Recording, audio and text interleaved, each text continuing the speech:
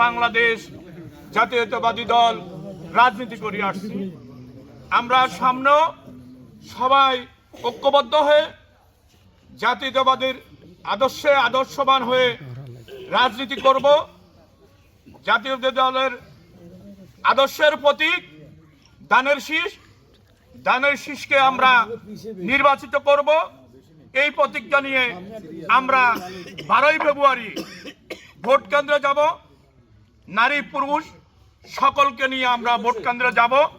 পাশাপাশি আমি বলবো, আসলে শুধু জিয়া না, আমাদের নেত্রী মরহুম খালেদা জিয়াও আমাদের জন্য আইকন ছিলেন এবং তারেক রহমানও তদ্রূপ হবেন ইনশাআল্লাহ আমরা আশা রাখি। অতএব কারণে আমরা নিশ্চিন্তা আগামীর প্রধানমন্ত্রী তারেক রহমানকে দেখতে চাই। সেই ক্ষেত্রে আমরা ধানের শীষে ভোট দেব। এই আমি আমার বক্তব্য শেষ করছি।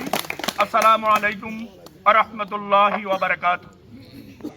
সকলকে আমি 12 তারিখের ধানের শীষ প্রতীক তথা শাহাদাত হোসেন সেলিম ভাইয়ের প্রতীক, রামগঞ্জের গণমানুষের প্রতীক, তারেক রহমানের প্রতীক, বেগম খালেদা জিয়ার প্রতীক, জিয়াউর রহমানের প্রতীক ধানের শীষের ভোট দানের জন্য সবাইকে বিনীত অনুরোধ করছি।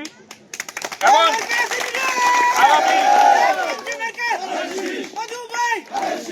আগামী জাতীয় সংসদ নির্বাচনকে সফল করে বাংলাদেশের মসনদে প্রধানমন্ত্রীর দায়িত্ব অর্পণ করতে আপনাদেরকে কাজ করতে হবে। তারেক রহমানকে প্রধানমন্ত্রী হিসাবে দেখার জন্য আপনাদেরকে কাজ করতে হবে।